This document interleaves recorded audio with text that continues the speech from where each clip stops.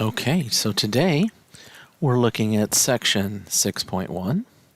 Section 6.1 is about confidence intervals for the mean when sigma is known. So, sigma being the standard deviation. When we look at the first 5 chapters of this book, we've kind of developed a bunch of processes that we're going to keep on needing as we move forward. But now we're transitioning. Okay? So before we were really working on descriptive statistics, where we're collecting, organizing, displaying data. Now we want to move into inferential statistics. And if you remember right, inferential statistics is where we use our probability techniques to make logical inferences, right? Which are logical conclusions or predictions about what's going to happen in the population. If you think about it, when we talk about polls, and right now we're in an election season, statements are always made about the percentage of people who disapprove or approve of some candidate, or maybe it's some kind of a proposition question. And we know that they don't ask everybody in society. They don't go around door by door and say, hey, who do you support, or what do you believe? So they have to be using some sort of inferential statistics. So we have a little note. Statisticians use sample statistics to make inferences about population parameters. Right? They use sample statistics to make inferences about population parameters. But if we're going to do something like that, we have to have a starting point. We have to have a basis for the discussion.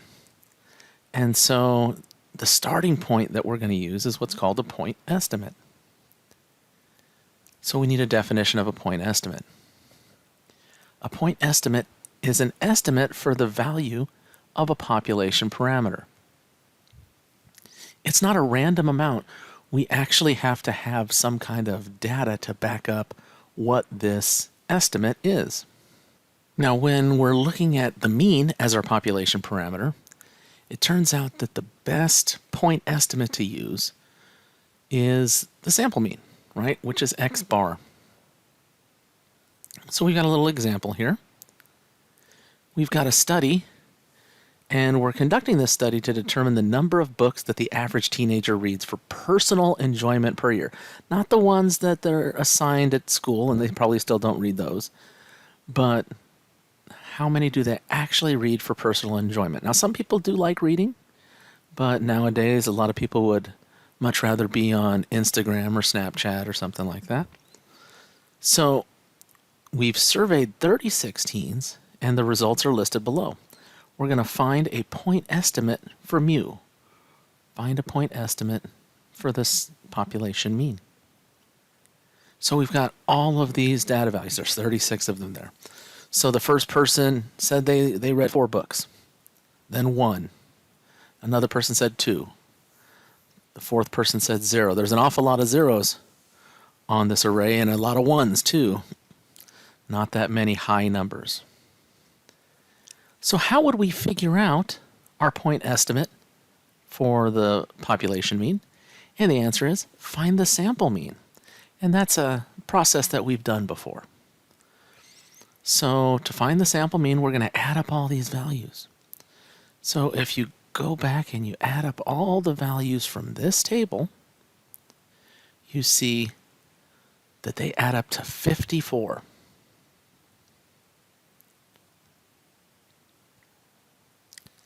And there were 36 numbers. So we do 54 divided by 36, and that gives us 1.5. So that means that's our estimate. That's our point estimate, right?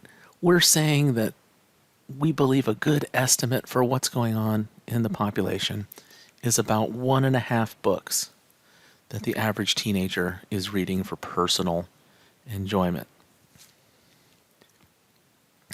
Now, if you really think about it, do you think we're right? Right? Chances are it's not quite right. Now, maybe it's close. But we did only survey 36 people. So 36, according to the central limit theorem, is enough to get a good a good sample. But we really want to understand that 36 is still very small. So we want to be more confident about this point estimate. So to make it more likely that we capture the right value, then we don't want to look at a single point, right? 1.5 is a single point on a number line. What we would rather look at is an interval estimate, some range of values. So instead of saying, oh, it's about 1.5, maybe we would be better off saying, oh, it's somewhere between 1 and 2. Because there's a lot of values between 1 and 2 that might actually capture what's really going on in the population. This idea is the idea of an interval estimate. So an interval estimate is a range of values used to estimate a population parameter. So if we think back to that example, what we did is we came up with 1.5 as a point estimate. It's probably not exactly right, but it is probably close. It sounds like a reasonable answer. So we'd probably be much more confident if we said it was between 1 and 2. And wouldn't we be even more confident if we said it's somewhere between 0 and 3, right? That's a wider interval. There's more values in there, so we're more likely to capture the real value for the population. So that's the idea behind creating interval estimates. Now, you don't want to just be crazy, right? We don't want to just say random things like, oh, okay, well, it's somewhere between 0 and 10,000, right? That's not precise, right? We want specificity and precision. So if we're going to do an interval, we want to build an interval such that there's a reason behind how wide that interval is. And we really want to know, how confident does that make us in our result? We get the concept of the level of confidence, which we use the letter C for. So C is the level of confidence. What the level of confidence is, it's the probability that an interval estimate will contain the value of the population parameter. So remember, we had our point estimate was 1.5, and the first thing we said is maybe it would be better to go from 1 to 2. Well, that 1 to 2 interval, how confident are we that the value of the population parameter is in that interval? That would be the value of C. So if we're 95% confident, then C would be 0.95. If we're 80% confident, then C would be 0.8. So we have a little note here. The wider the interval estimate, the higher the level of confidence. I hope that makes sense, right? That if we say our point estimate was 1.5, and then we said, okay, well, what about from 1 to 2? That's wider. We're more likely to capture the value.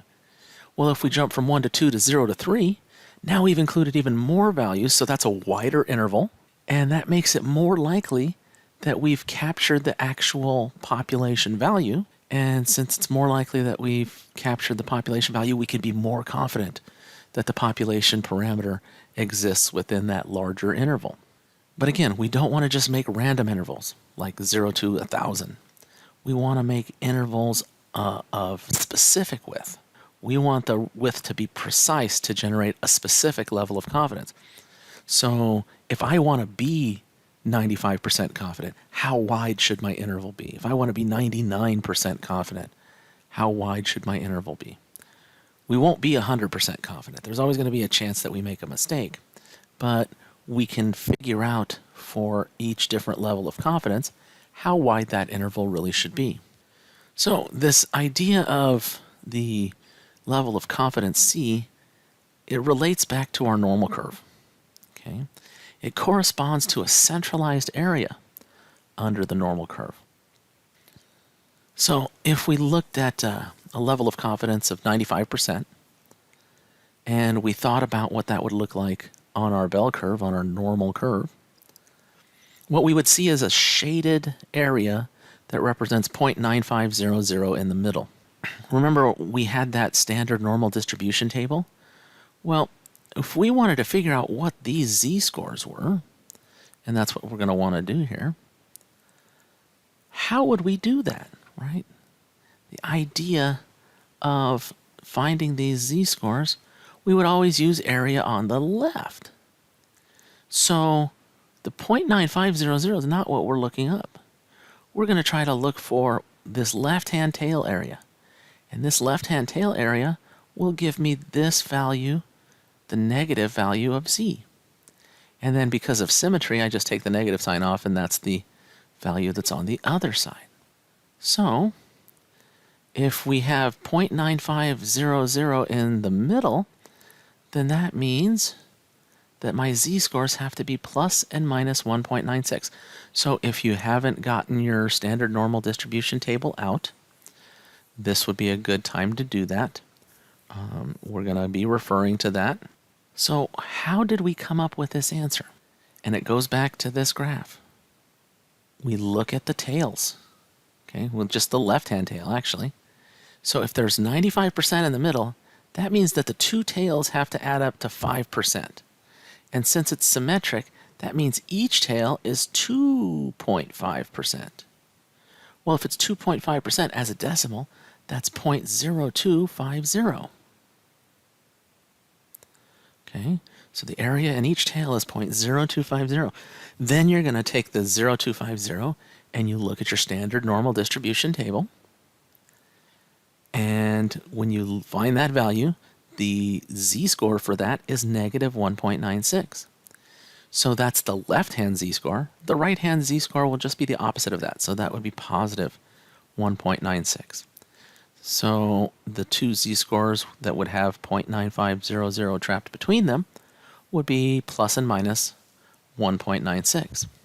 Now, there are several levels of confidence that we're interested in more frequently than all the other ones. And so what I've done here is I've compiled a little cheat table for you. If you wanted to be 85% confident, then the z-score that you would use would be 1.44, plus and minus 1.44. If you wanted to be 90% confident, the z-score would be 1.645. To be 95% confident, we just saw that one. We just went through that one. It's plus and minus 1.96. 97% confident, we would be 2.17 for our z-score. 98% level of confidence, 2.33 on the z-score. And if you wanted to be 99% confident, that would be 2.575 for your z-score. So that gives us the idea about finding a particular centralized region under the normal curve, but it doesn't help us actually find the specific interval for any given case that we're talking about. So how do we find the size of a particular interval? Which basically means we're trying to find the margin of error. You may have heard the idea of a margin of error, which is whenever you look at a poll result, you'll see something like, 61% of voters support Joe Biden, and at the bottom of the screen it'll say plus or minus 3%. Well, what that means is that the value 61% is the point estimate. And then plus or minus 3% means that it could be as high as 64% or as low as 58%.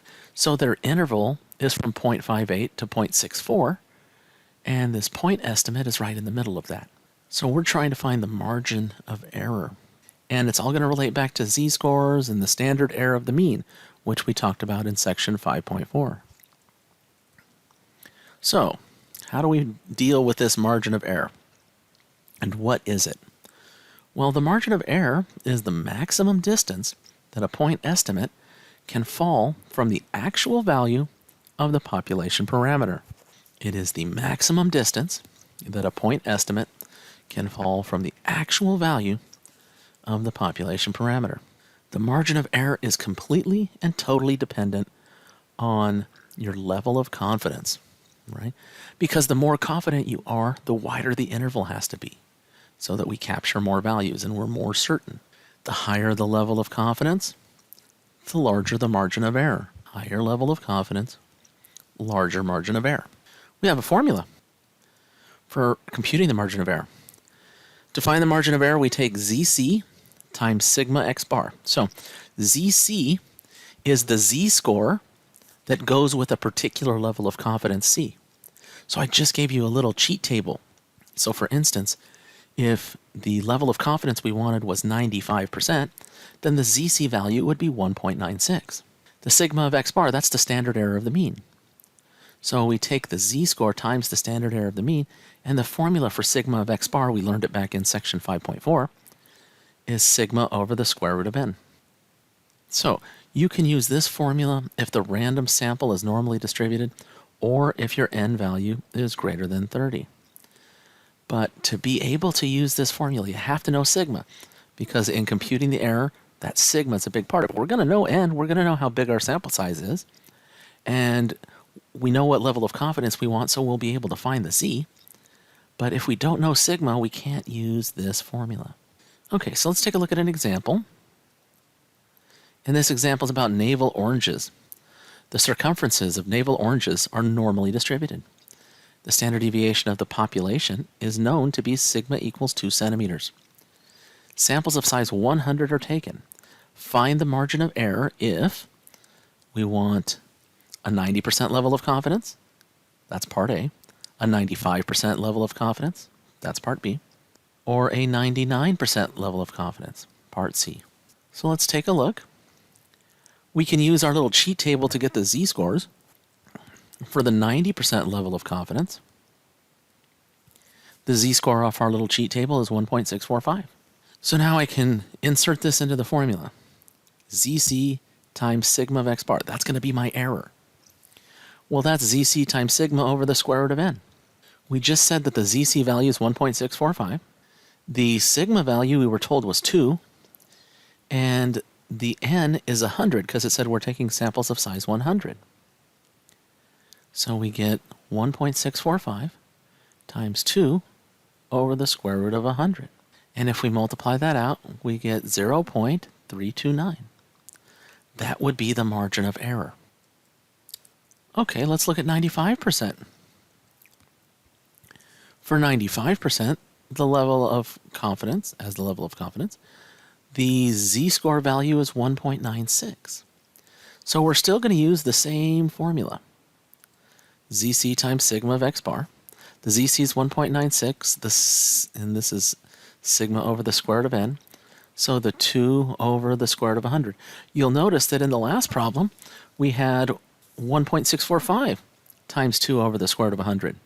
In each problem, the only thing that's going to change if you have multiple different levels of confidence that you're interested in, the only thing that's going to change is the ZC, because the sigma for the problem is a constant. The n for the problem is a constant. So those two parts of the formula are going to be the same no matter what level of confidence you're talking about. The only value that's really changing here is the z-score from part A to part B. So when we multiply this out, we get 0.392, which is our margin of error in part B. Part C, we were looking at a 99% level of confidence. For a 99% level of confidence, the z-score is 2.575. With 2.575, we're going to have that same formula, but now it's 2.575 times 2 over the square root of 100. And when you multiply that out, you get 0.515. So that's our margin of error. You can see that of the three problems, this was our biggest margin of error, because the larger the margin of error, the wider the interval. And because we're more confident, this was a confidence level of 99%, higher level of confidence, wider interval. To get a wider interval, you need a larger margin of error. Okay, so we got a little practice problem here for you. Yours deals with long-distance phone calls. So the length of long-distance phone calls is normally distributed, and the population standard deviation is known to be sigma equals 8 minutes. A sample of size 36 is taken, and it is found that the average length of the phone calls is 54 minutes. Find the margin of error when the level of confidence is 85%, 97%, or 98%. So give yourself some time to work this out. Pause the video, and when you're ready, just hit play. Okay, so let's take a look at the solutions for this problem. Now, this problem is a little bit tricky, right?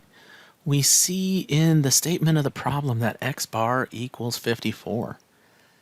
That number actually doesn't come into play in the finding of the margin of error, right? So one of the things that's important is for you to be able to look and discern what information do I need and what information don't I need.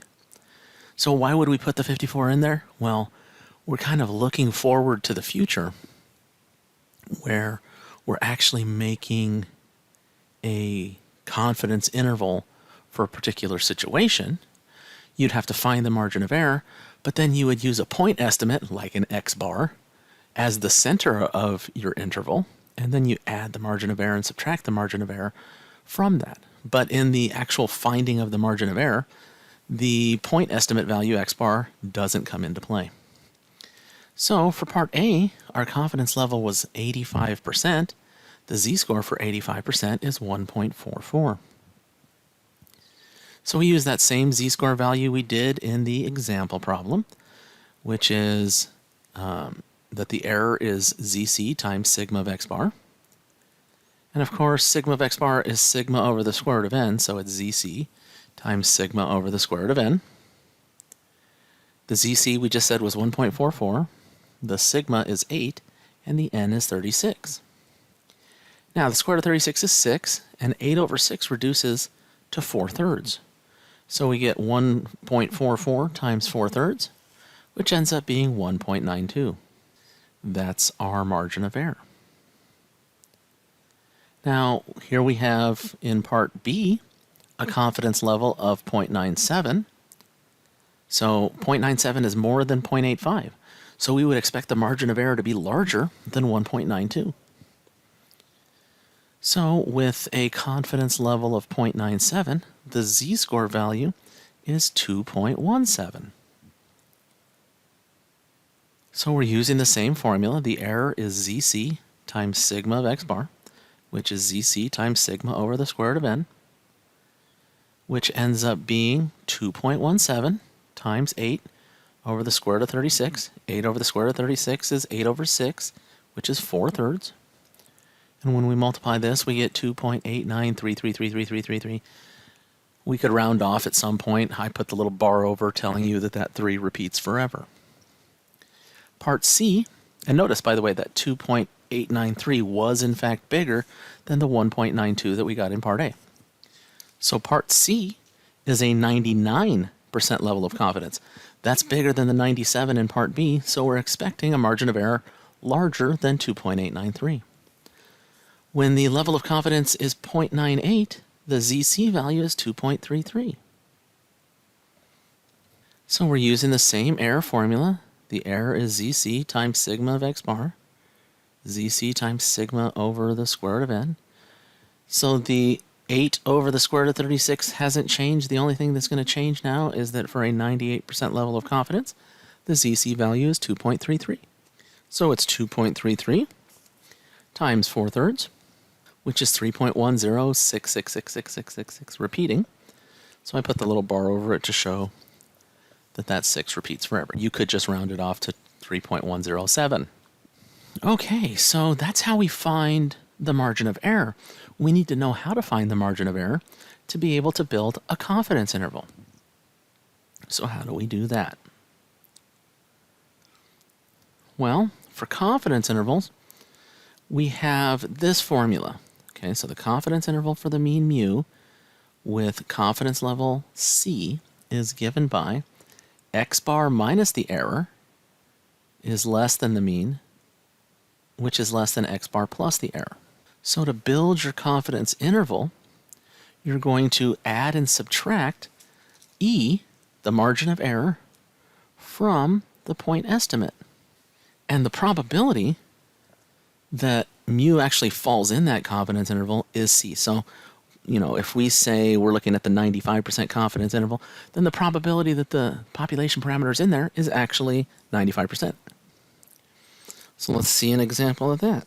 We've got ash trees. Now, you might not know what an ash tree is. I guarantee you've seen one. They're all over the place. As a matter of fact, Fresno is a word that means ash tree. So, living in Fresno or Madera County, there's ash trees all over the place. I have 4 of them in my backyard. Anyway, So the maximum height of ash trees is normally distributed, and the population standard deviation is known to be 2 feet tall. A sample of 64 ash trees is taken and measured. It is found that the average height of those trees is 29 feet. Find the following confidence interval. So we're not just finding the margin of error, we're finding the entire confidence interval. So we want to find the 90% confidence interval and the 99% confidence interval. So to do this problem, we need our little cheat values because we have to find the margin of error first, right? We have to find the margin of error first. So when we have a 90% confidence interval, the z-score is 1.645. So we're going to use that same error formula that we've been looking at, zc times sigma of x bar, which is zc times sigma over the square root of n. And now the zc is going to be 1.645, the sigma is going to be 2, and the n is going to be 64. Now, square root of 64 is 8, so that fraction is 2 over 8, and 2 over 8 reduces to 1/4. So that's where the 1/4 came from. And then when we multiply here, 1.645 times 1/4, we get 0.41125. So that's my margin of error. But that doesn't answer the question. The question was, what is the confidence interval? So what we do to find the confidence interval is we're going to take the point estimate, the x bar value, and subtract the error. We're going to take the point estimate x bar, and we're going to add the error. So that value for the x bar was 29. So we take 29 minus the 0.41125, and then we add the 0.41125 to 29. So our interval that we get is 28.58875 to 29.41125. So we're 90% confident that this interval contains the population parameter mu, right? 90% certain that if we looked at all full-grown ash trees, that their height would be somewhere between 28.58875 feet and 29.41125 feet on average. So let's look at part B. Part B asked us for the 99% confidence interval. So for the 99% confidence interval, the z-score is 2.575. So again, we must compute the error first. So we use our error formula. This time we've got 2.575 times 2 over the square root of 64. Square root of 64 is 8. 2 over 8 reduces to 1/4. And when we multiply this out, we get 0.64375. Hopefully, as you're going through these problems, you're inputting these things on your calculator to make sure that you are able to get the same answers that I'm getting. Because if you can't enter these correctly into your calculator, that might be an issue. So now that we've got the error, we're ready to determine what the confidence interval is. Remember, to find the confidence interval, we take the point estimate, x bar, and we subtract the error, and then we add the error. So the x bar in this problem was 29, so we're going to take 29 minus 0.64375 and 29 plus 0.64375, which gives us a confidence interval of 28.35625 to 29.64375. So I'm 99% confident that if I took every ash tree that was full grown and measured it, and then looked at the average height, that average height would be somewhere between 28.35625 feet and 29.64375 feet. So we've got a little practice problem, and I apologize in advance because this practice problem is a little bit creepy. That's okay. You'll get over it. So the number of hairs on the scalps of 4-year-old male children is normally distributed with a known population standard deviation of sigma equals 720. A sample of 144 such children is taken, and it is found that the average number of hairs on the heads is 17,400. Find the following confidence intervals. So I would like you to find the 95% level of confidence and the 98% level of confidence. So take some time, work on that, pause the video, and when you're ready to hear the answer, hit play. Okay, so let's take a look at the 95% level of confidence solution. For a 95% level of confidence, the z-score is 1.96. So we're going to use our error formula because we have to find the margin of error first. So the error is zc times sigma of x bar, which ends up being 1.96 times 720 over the square root of 144. The 720 was our standard deviation, and the 144 was the number of 4-year-old male children in the sample. So the square root of 144 is 12, and 720 divided by 12 is 60. So this ends up being 1.96 times 60. And if we multiply 1.96 times 60, we get 117.6. So that measurement is in hairs, right? So the standard deviation is 117.6 hairs.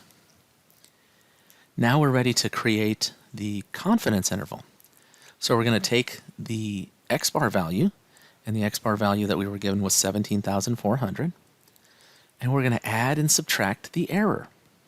So we take 17,400 minus 117.6, 17,400 plus 117.6, which gives us a confidence interval of 17,282.4 hairs all the way to 17,517.6 hairs.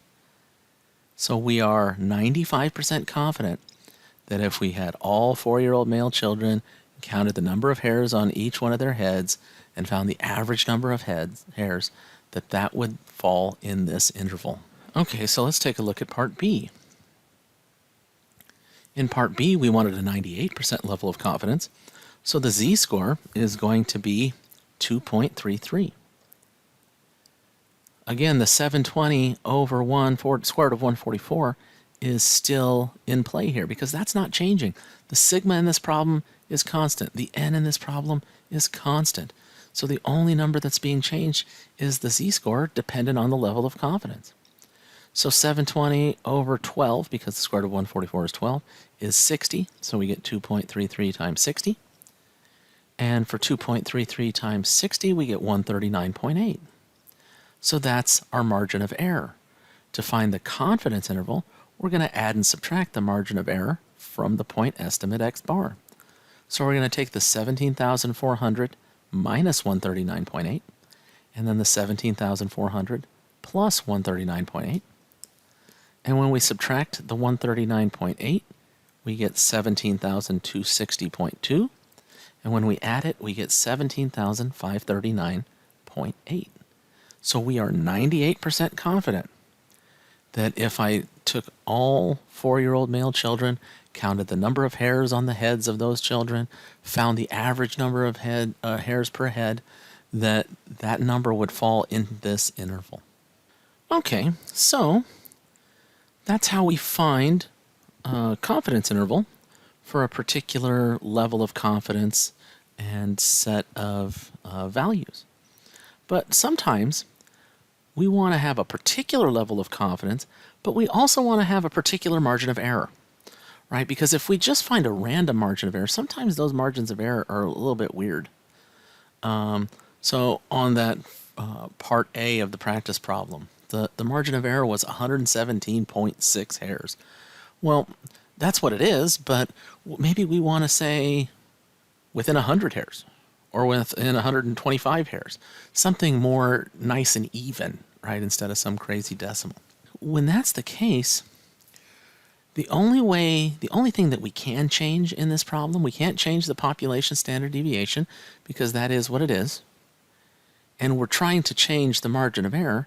So the only other value in the problem for finding the margin of error is the size of the sample. And so what we're going to do is we're going to use the formula for the margin of error to figure out a formula to generate the minimum sample size necessary to obtain a particular margin of error. Okay, so if we took this error formula, what we're going to try to do is get the n all by itself. So the first thing that I want to do is I want to multiply both sides by the square root of n.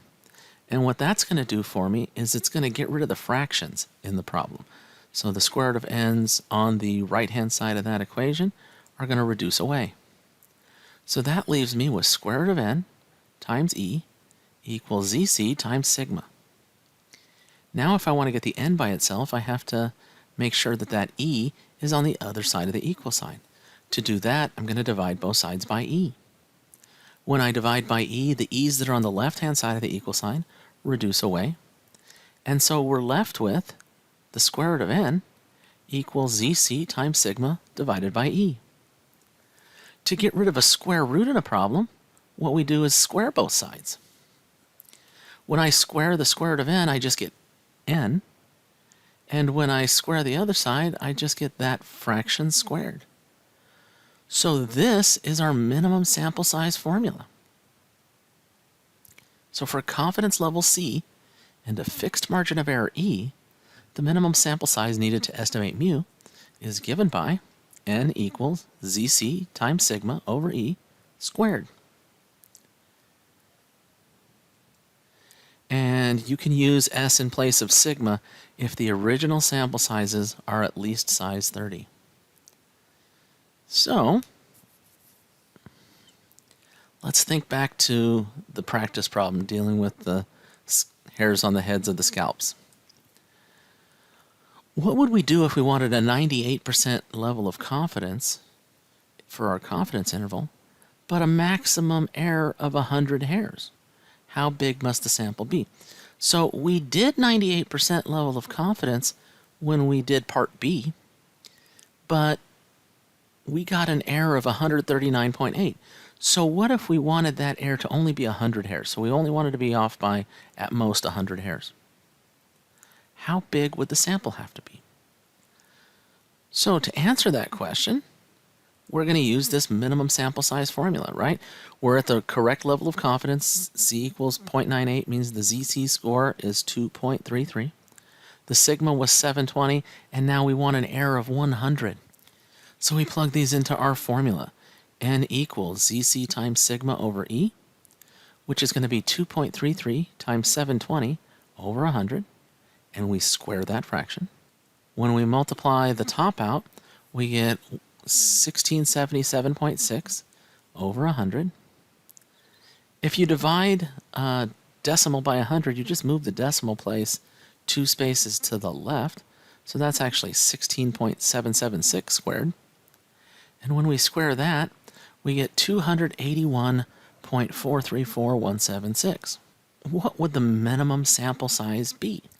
Well, when we look at this number, it says that we would have to have at least 281.434176 individuals, 4-year-old male children, in our sample to generate this level of error.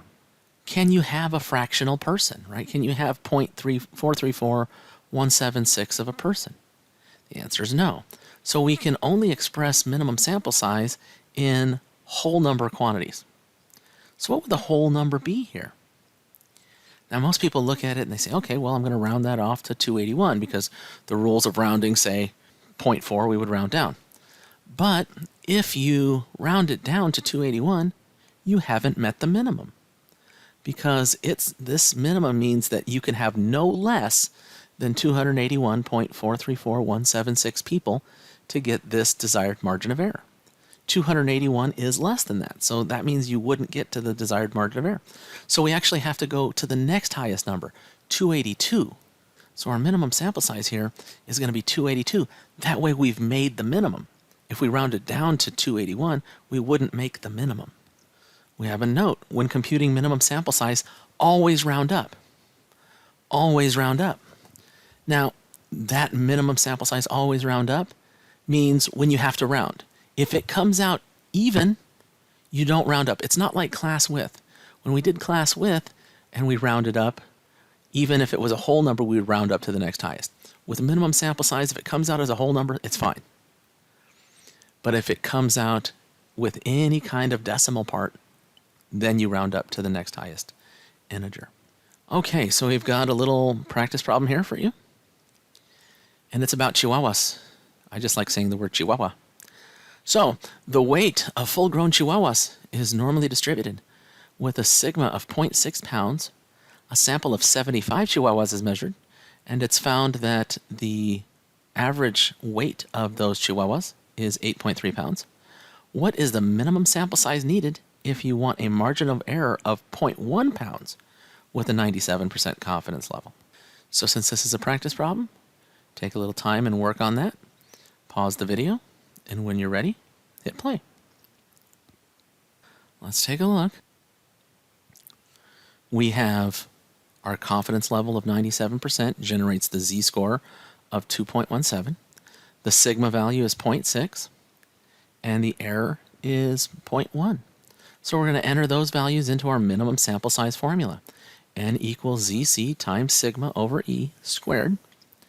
That's 2.17 times 0.6 over 0.1 squared. That is 1.302 over 0.1 squared. That would just be 13.02 squared. And when I square 13.02, I end up with 169.5204. And remember what we said in our note. If there's any decimal part here, we have to round up. No matter what the decimal is, we always round up. So that means the minimum sample size here would be 170 chihuahuas. So our original sample had 75 chihuahuas. And what we're saying is we would have to go out and get a bunch more chihuahuas to get to 170 chihuahuas in our sample for us to get this level of accuracy, this margin of error. Okay, so that's going to bring us to an end of section 6.1. Please make sure you look on Pearson for your homework, and have a nice day.